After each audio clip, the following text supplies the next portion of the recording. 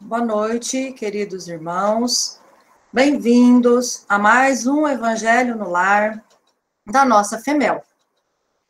Vamos aqui ler um trechinho do livro O Pão Nosso, o item 113, A Tua Fé, para começarmos as reflexões desta noite. E ele lhe disse: tem bom ânimo, filha, a tua fé te salvou, vá em paz. Lucas, capítulo 8, 48.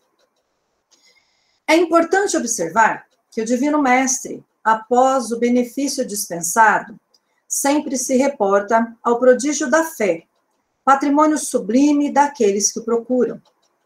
Diversas vezes, ouvimos-lo na expressiva afirmação: a tua fé te salvou. Doentes do corpo e da alma, depois do alívio ou da cura, escutam a frase generosa.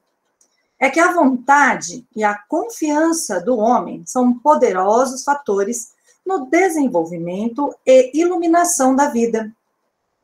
O navegante sem rumo e que em nada confia, somente poderá atingir algum porto em virtude do jogo das forças sobre os quais se equilibra, desconhecendo, porém, de maneira absoluta o que lhe possa ocorrer. O enfermo, descrente da ação de todos os remédios, é o primeiro a trabalhar contra a própria segurança. O homem que se mostra desalentado em todas as coisas não deverá aguardar a cooperação útil de coisa alguma. As almas vazias, embalde, reclamam o quinhão de felicidade que o mundo lhes deve. As negações em que perambulam transformam-nas perante a vida em zonas de amortecimento, quais isoladores em eletricidade. Passa a corrente vitalizante, mas permanecem insensíveis. Nos empreendimentos e necessidades de teu caminho, não te isole nas posições negativas. Jesus pode tudo. Teus amigos verdadeiros farão o possível por ti. Contudo, nem o mestre, nem os companheiros realizarão em sentido integral a felicidade que ambicionas, sem o concurso de tua fé, porque também tu és filho do mesmo Deus, com as mesmas possibilidades de elevação. Então, após essa leitura, vamos fechar os nossos olhos. Convido a todos que, neste momento, elevem o seu pensamento a Deus, a Jesus, nosso Mestre, a espiritualidade superior que, neste momento, faz visita em cada uma das casas das pessoas presentes neste momento em que a luz do Senhor se faz nos nossos ambientes. Vamos pedir ao Senhor a sua proteção, o seu carinho, o seu amparo sempre, para que tenhamos fé, para que possamos sempre nos conectar com esses irmãos que cuidam de nós, esses devotados e abnegados servidores do Cristo, que estão conosco como verdadeiros auxiliadores de nossa caminhada. Que o Senhor Jesus consiga fazer com que a sua luz chegue a cada um de nós, a todos que estamos precisando de boas energias, de renovação de nossa fé, de nossa saúde e de nossa espiritualidade. Que assim seja. Essa noite, teremos a leitura do capítulo 18, no item 3, A Porta Estreita. Nosso irmão Paulo fará a leitura da noite e, na sequência, nossa irmã Meire fará as explicações. Boa noite, pessoal. Entrai pela porta estreita, porque larga é a porta e espaçoso o caminho que leva à perdição. E muitos são os que entram por ela. Que estreita é a porta e que apertado o caminho que leva para a vida, e quão poucos são os que acertam com ela. E perguntou-lhe alguém: Senhor, são poucos, então, os que se salvam? E ele lhes disse, porfiai por entrar pela porta estreita, porque vos digo que muitos procurarão entrar e não o poderão. E quando o pai de família tiver entrado e fechado a porta, vós estareis de fora e começareis a bater à porta, dizendo, abre-nos, Senhor. E ele vos responderá, dizendo, não sei de onde sois. Então começareis a dizer, nós somos aqueles que em tua presença comemos e bebemos, a quem ensinastes nas nossas praças. E ele vos responderá, não sei de onde sois, apartai-vos de mim, todos os que obrais a iniquidade. Ali será o choro e o ranger de dentes, quando vires que Abraão, e Isaque e Jacó e todos os profetas estão no reino de Deus, e que vós ficais fora dele, excluídos. E virão do Oriente e do Ocidente e do Setentrião e do meio-dia, muitos que se assentarão à mesa do reino de Deus. E então, os que são últimos serão os primeiros, e os que são os primeiros serão os últimos. A porta da perdição é larga, porque as más paixões são numerosas e o caminho do mal é o mais frequentado. A da salvação é estreita, porque o homem que deseja transpô-la deve fazer grandes esforços para vencer as suas más tendências, e poucos se resignam a isso. Completa-se a máxima. São muitos os chamados e poucos os escolhidos. Neide, por favor. Boa noite a todos. Eu gostaria sempre, de agradecer a oportunidade de estar aqui mais uma vez, trabalhando aí o Evangelho, o estudo que eu fiz sobre essa passagem. É extremamente difícil a gente entender as explicações que Mateus e Lucas nos trazem nessa passagem, se nós não compreendermos o ser espiritual que somos, a nossa imortalidade e as múltiplas reencarnações que todos nós temos. Essa lição da porta estreita nos chama a atenção, pois ela nos mostra o quanto as questões do mundo ainda são tão fortes para nós. Quanta força essas questões do mundo têm sobre o nosso pensamento, sem que a gente nem dê conta, sem que nós nem percebamos. A passagem do Evangelho, essa passagem, mexe muito com a gente, porque aqui é abordada uma coisa muito importante que precisamos refletir um pouco. É quando Lucas nos fala, virão muitos do Oriente e do Ocidente, do Setentrião e do meio-dia, que participarão do festim do reino de Deus. Isso está nos mostrando que o reino de Deus é para todos nós. Não é para os brasileiros, para os italianos, para os franceses. Não está restrito a ninguém, é para o mundo inteiro, porque a paternidade de Deus é para todos nós. Dessa forma, todos aqueles, de todos os lugares que reconhecem o valor do esforço, das mudanças íntimas, serão acolhidos no reino de Deus.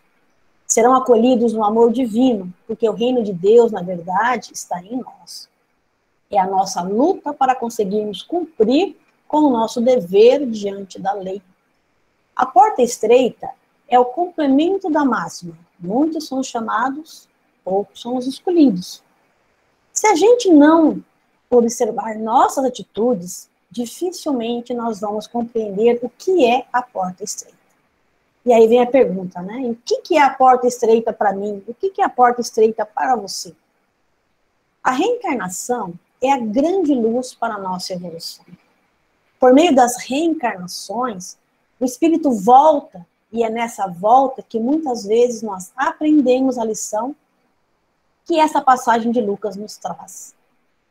Isso porque quando voltamos para o mundo espiritual e observamos o quanto já erramos, nossa consciência pede, exige, e então a gente clama a Deus, ao coração divino, que conceda-nos uma nova oportunidade. A porta estreita, meus amigos, é a porta da luta, é a porta da redenção, é a porta que nós dificilmente gostamos de entrar ou gostaríamos de nos preparar para enfrentá-lo. E nós precisamos compreender que o nosso caminho tem que ser estreito, pois todo caminho largo é o caminho da perdição, como nos diz o Evangelho. O caminho largo é o caminho da ilusão, é o caminho dos interesses materiais, é o caminho do luxo, é o caminho da propriedade, como se a propriedade material fosse para nós a maior conquista. Quantas oportunidades estamos perdendo, deixando a família, deixando a convivência, o relacionamento em busca da posição social.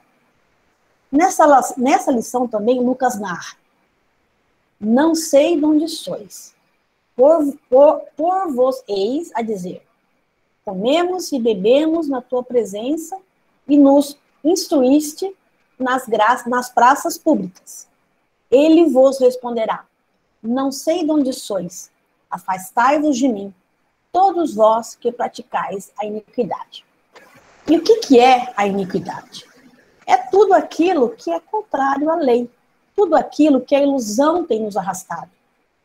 Nós temos deixado o eixo estrutural do nosso planejamento reencarnatório, das lutas familiares, dos nossos reajustes de sentimentos, da união fraternal, para que possamos ir ao encontro de interesses pessoais. Mas acredite, os interesses passam. E esse interesse vai nos trazer grandes dores no futuro. Tá? Essa é a porta larga. A porta das convenções sociais, a porta da moral social. E essa moral é a que nós mais temos abraçado. O nosso dever é nossa escola. Qual é a escola? É a escola da família, a escola do lar, a escola do compromisso que nós todos assumimos. O nosso caminho tem que ser estreito, porque foi assim que Jesus nos ensinou. Em termos de sentimentos, nós precisamos analisar que nós espíritas ainda não compreendemos a ação educativa da doutrina espírita, do Consolador prometido em nossa vida.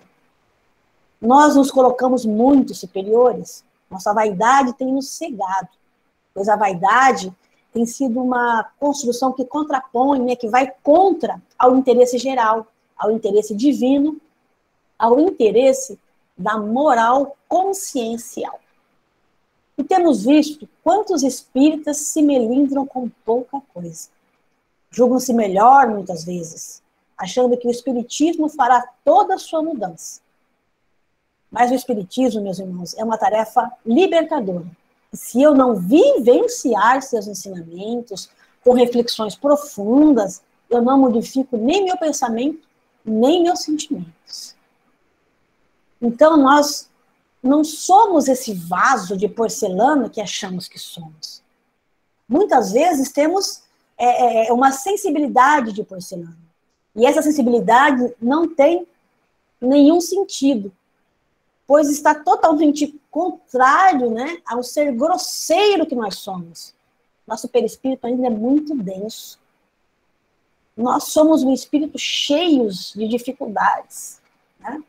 E é por isso que nós precisamos sempre de uma reflexão para que possamos compreender o que é a porta estreita.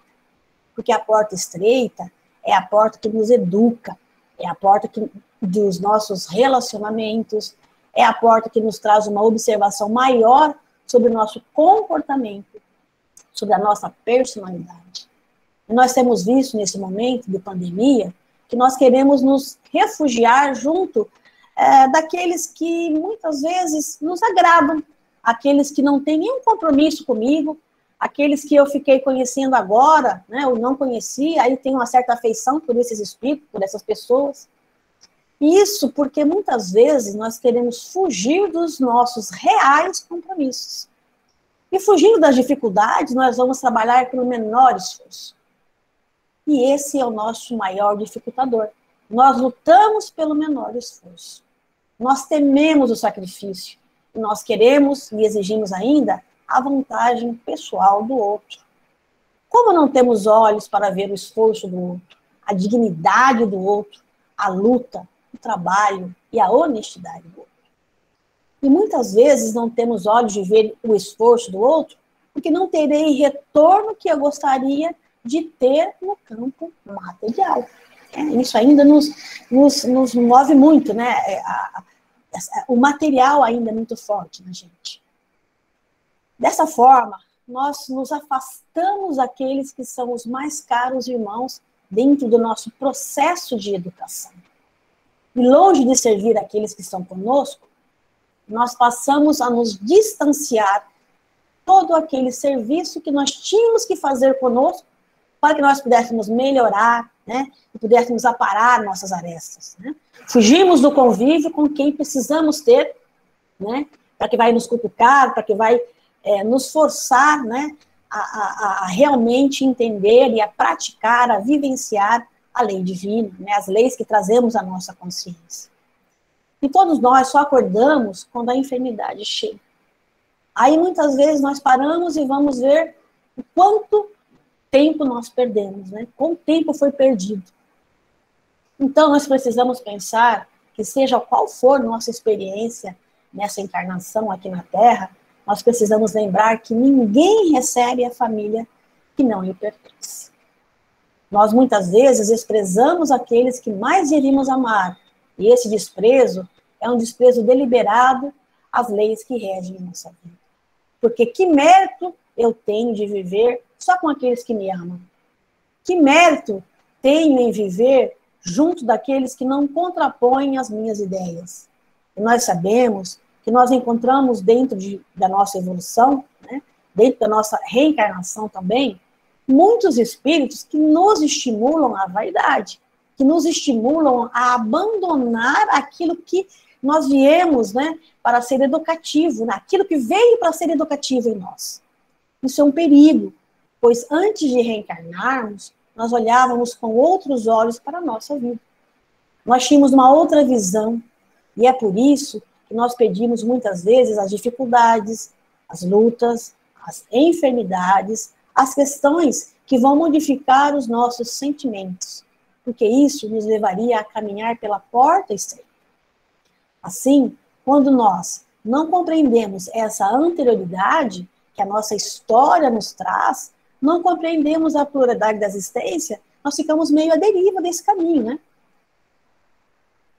Porém, a doutrina espírita, através do entendimento da reencarnação e da anterioridade, tem trazido o conhecimento que vai clareando esses pontos obscuros que estão em nós e que precisam se consolidar na forma de fé.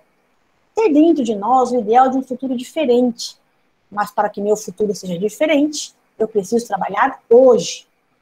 Observemos que hoje, na nossa atual reencarnação, nós estamos sendo solidários com o nosso passado. Estamos registrando hoje, nas lutas de cada dia, para lançarmos luz para um futuro melhor. Mais do que nunca, a porta estreita agora se afunila para que nós possamos compreender o que é o mundo de regeneração.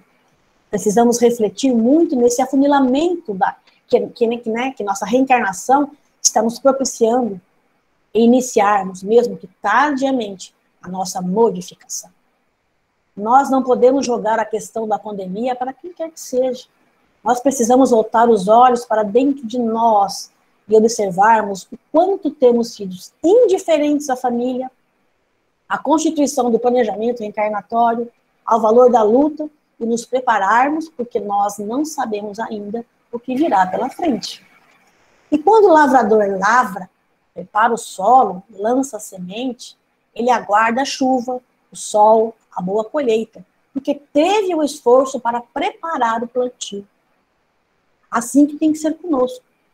Qual é o meu esforço para que eu possa oferecer àqueles que estão à minha volta, né, o melhor de mim?